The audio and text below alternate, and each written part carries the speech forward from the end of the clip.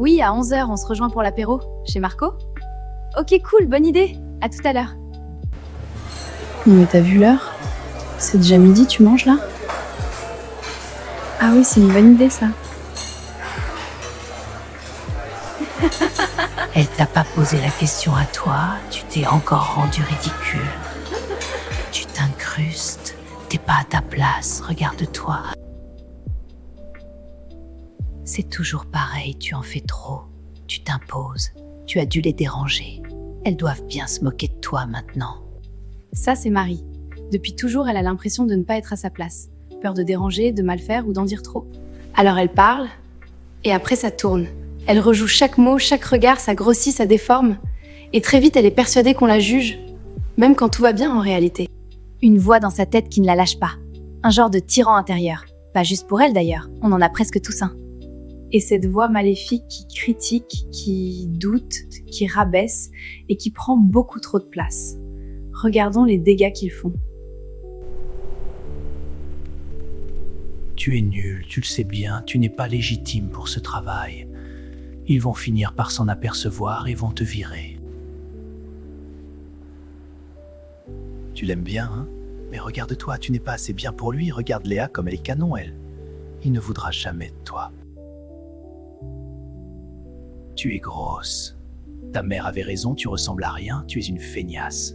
Même pas capable de maigrir, tu vas finir seule. C'est violent, n'est-ce pas? Et pourtant, nous avons tous ce tyran intérieur, plus ou moins fort, plus ou moins présent selon les saisons de notre vie. Ce qui est fascinant, c'est qu'il emprunte souvent la voix de ceux que nous avons connus, un parent trop exigeant, un professeur blessant, un amour perdu, ou même celle de la société qui nous murmure sans relâche que nous ne sommes pas assez. Maintenant, regardons comment reprendre du pouvoir à l'intérieur de soi. La clé, c'est que personne ne peut le faire à notre place. Arrête de te faire petite et de te demander sans cesse ce que les autres pensent. Tu as le droit d'exister et de prendre ta place. Leur jugement n'est pas ta responsabilité. Souviens-toi de tout ce que tu as déjà réussi. Tes projets menés à terme, les problèmes que tu as résolus, le travail bien fait. Tu as le droit d'être fier de toi. Tu es assez. Tu as tes propres atouts, ta douceur, ton sourire, ton charme unique. Léa est Léa, toi tu es toi. Tu mérites d'être aimée comme tu es. Tu as un joli visage et des cheveux de feu. Tes formes sont harmonieuses. Tu as un cœur vrai et lumineux. Tu es belle comme tu es. Et tu mérites vraiment de le croire.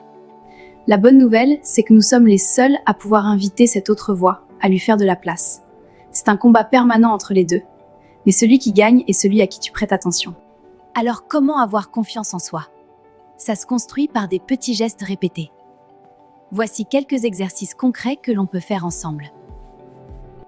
Le repérer, dès qu'il commence à parler, tu peux simplement noter « Ah, c'est mon tyran qui parle ». Juste le nommer réduit déjà son emprise. Le basculement.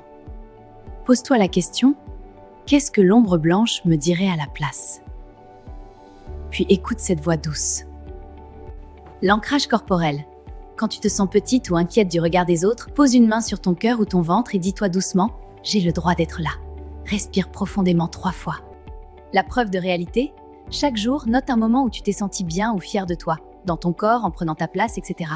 Cela renforce doucement ta vraie valeur au-delà des comparaisons. La lettre à soi.